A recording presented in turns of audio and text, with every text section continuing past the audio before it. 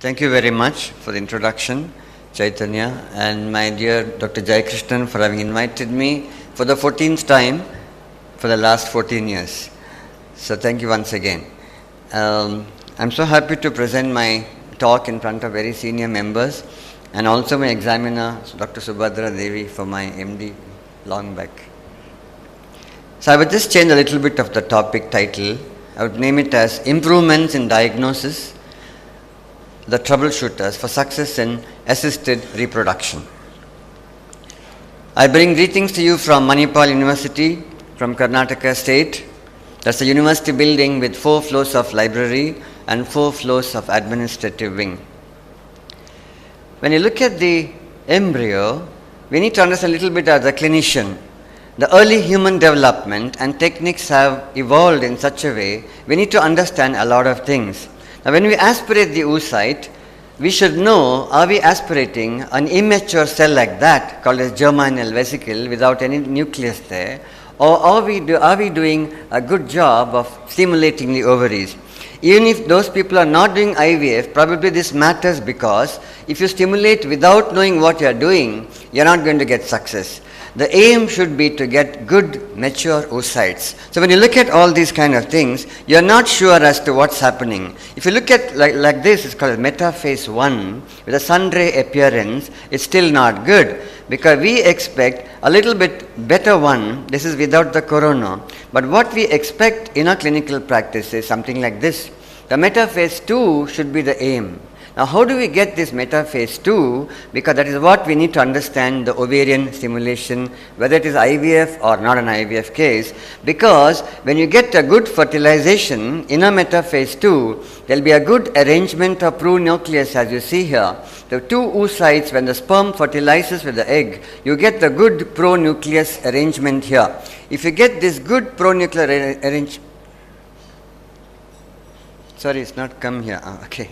Right. That's a good fertilization. So when you get a good mature oocyte, we get a good pronucleus arrangement in the oocyte, and subsequently we will get a lot of good embryos, and you'll know that the division occurs very easily, the early cleavage stage leading on to certainly a good blastocyst subsequently. A good cleavage rate would develop into a good blastocyst, but when you find a poor fragmentation, a lot of fragmentation present in the embryo, they are not very good. A lot of genetic material is thrown away, and we find the fragmentation increases when your stimulation protocol is not good, and we expect a clean 8-cell embryo like this, and sometimes later on even a good blastocyst. So, there are 2 protocols for an IVF program. I don't think we need to know a lot of details, but what is called as long protocol, you start from the day 21 of the previous cycle, the GnRH analog, you down-regulate. The aim in an IVF cycle or any infertility program is, there should not be luteinizing hormone surges. If they have LH surge, they will ovulate and we don't get any oocytes. So we start from day 21, the down-regulation, and from menstruation time, we start gonadotrophins. And then you give a good about 8 to 10 days of gonadotrophin, we get good oocytes. But now that is not very popular, but antagonist cycle is more popular because it's a shorter one. We start from menstruation day and not from the previous cycle. We start directly gonadotrophins, and around the middle of the cycle, you start antagonists. You antagonize LH. That's what I always tell. You start approximately after 4 days of stimulation, but when to start is important. When to start is when the follicle is 12 to 14 millimeters, you start antagonist. That's the basic difference by not knowing this and knowing this, because if you simply start any day you want, they'll have LH surges and you don't get good metaphase 2 oocytes. So 12 to 14 millimeters, or if the estradiol is more than 400 picogram, you can start antagonist. That is the very important issue, because that day if you miss it, you'll go wrong.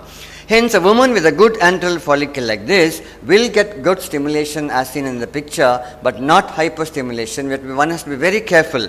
We should get about 8 to 10 follicles in each ovary. That will be the aim of an IVF program, and that means a good metastasis oocyte. But many people, when they become a little older, they don't have good oocytes. And we say we have not got pregnancy. I, for one, would not even do IVF if the anti-Mullerian hormone is very low, because they don't produce good oocytes. We now know AMH is produced in the ovary by the granulosa cells surrounding preantral and small antral follicles.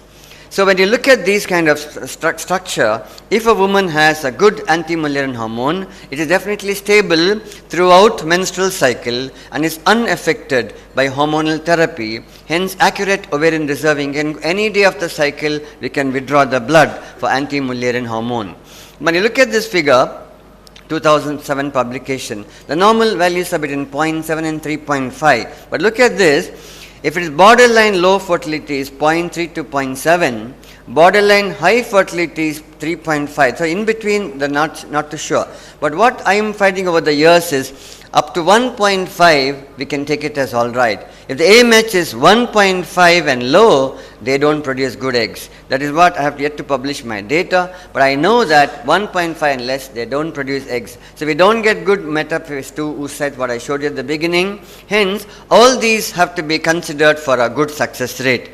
Now what about embryo transfer? Everybody thinks it's an easy job. It is not an easy job, because when you transfer the embryo, what we did was a small study, once again not published, 2009 to 12, we took a small number of cases. We found out when you put that embryo into the uterus, where was it put? So we just studied a little bit about by ultrasound guidance. This is the way the uterus there, and the fundus there, and the endometrium. That little white area is the embryo transfer area.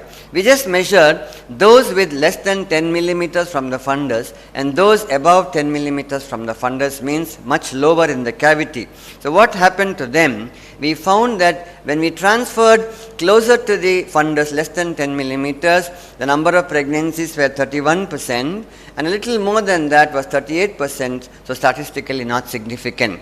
But what one should know is that this particular one, if you can try to put it somewhere exactly here, the fallopian tube comes down into the uterus, the meeting point is called as maximum implantation potential area. That's the site. So when you push the embryos, if you can put it somewhere there, it is actually about 1 centimeter from the fundus. So if that is the case, it's good. But we also found if it is closer to the fundus, we had more of ectopic pregnancy. But we did find increased pregnancy rate was seen when the embryos were deposited at a distance of approximately 1 centimeter to 2 centimeter from the fundus, but statistically not significant. So you find the ectopic pregnancies are very less when you transfer very closer, much lower than the fundus. So supposing somebody has an ectopic pregnancy before, you should see to it that when you push that embryo, it should not go to the fundus, because the fallopian tube somehow sucks it in there and they get ectopic pregnancies. So we have also done, we feel some of these eggs are having a very thick shell, so we do laser hatching for these kind of thick shell, and they implant very well. This is how the laser hatching is done here, and a small little cut is made before we transfer. So we also did some studies and published in a research article in NMR in Biomedicine.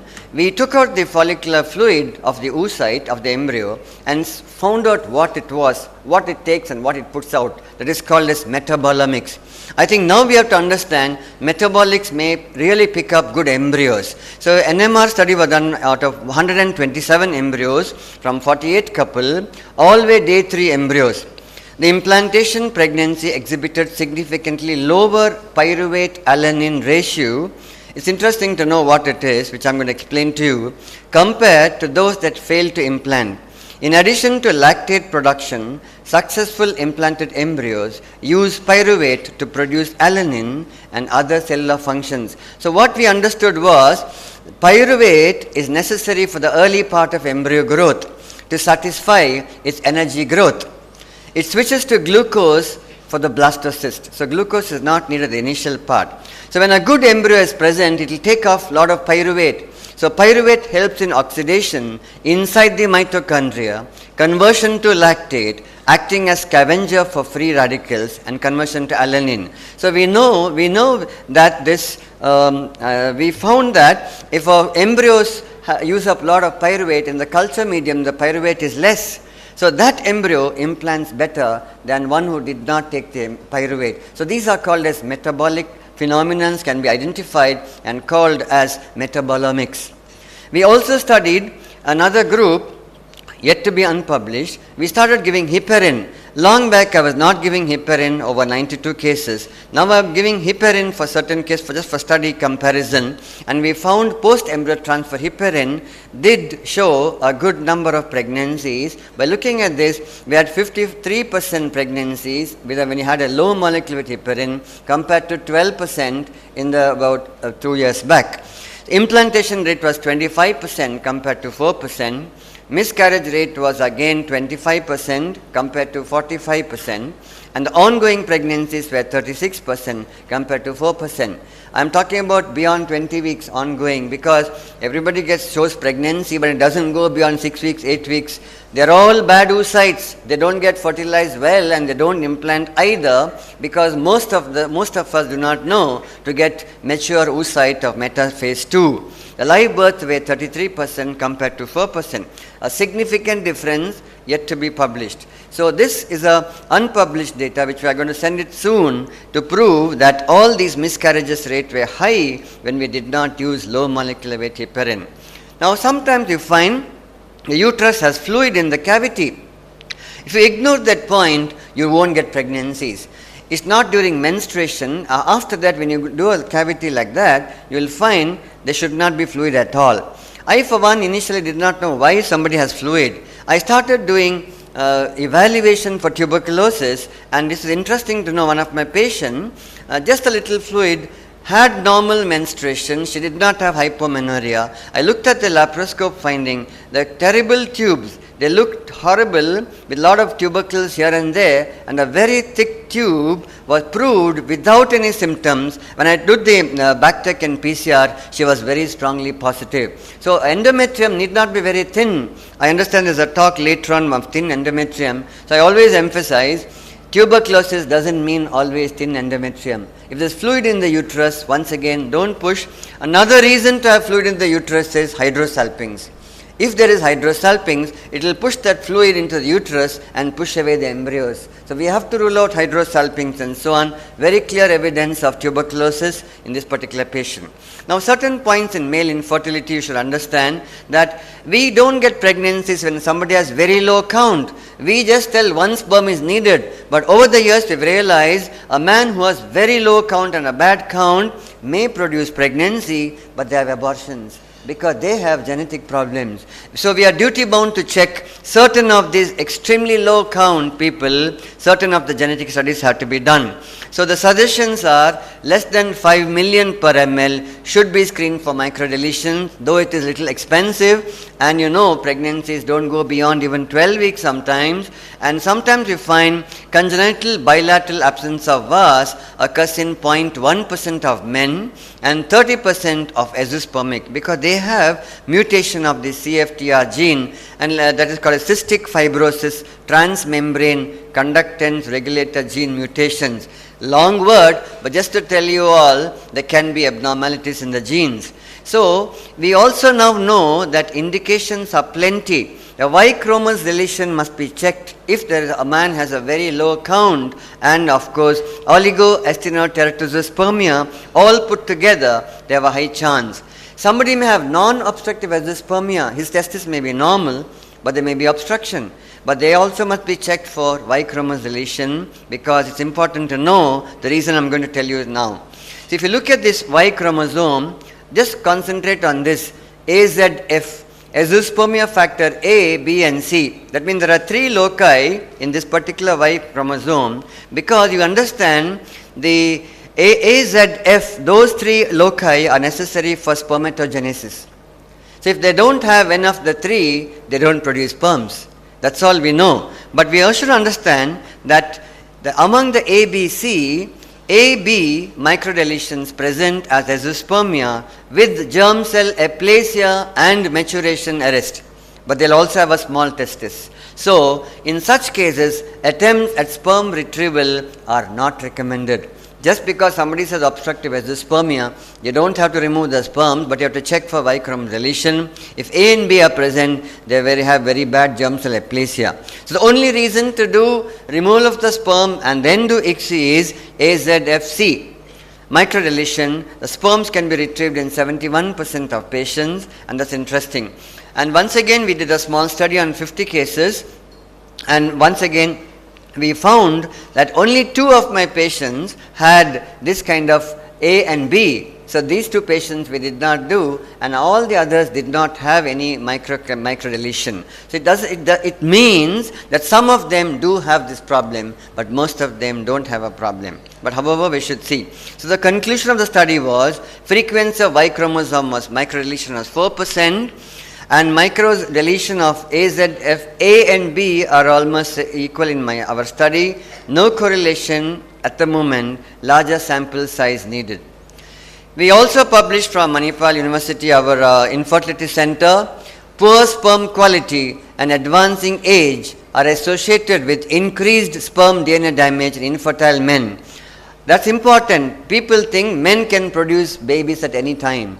Older the man, more problems are there, because we have proved that this particular sperm quality was associated with advancing age, and when we find they don't produce pregnancy, if they produce pregnancy, they are aborting. So we should know that point, because a lot of equipments have come forward to identify the sperm, called intracytoplasmic morphologically selected sperm injection, but it's not been proved whether we need this kind of expensive, because this particular equipment will enhance the size of the sperm and probably identify which sperm to be removed for ICSI. But we also know that sperm DNA damage may be there in a good number of oligospermia patients, because these kind of sperm, the COMET assay tells us lot of DNA damages are present. Once again, they don't produce good babies or pregnancy. So the DNA damaged sperms will produce problems, and we did another study and published with the Japanese collaboration on mice. We found that the clinical control embryos were like this and normally develop were like this, and all these were delayed. Look at this. In a mice, they develop very fast. By 3.5 days, they become blastocysts. So the control was good, and the sperm damaged ones were bad. It took a longer time to become a blastocyst. Look at this picture here, lot of fragmentation and so on. So comparatively, we know that this is Satish Adiga et al. Have published an oncogene in 2007, proving that the DNA damages also have to be checked for understanding the success. We also did publish in assisted reproduction.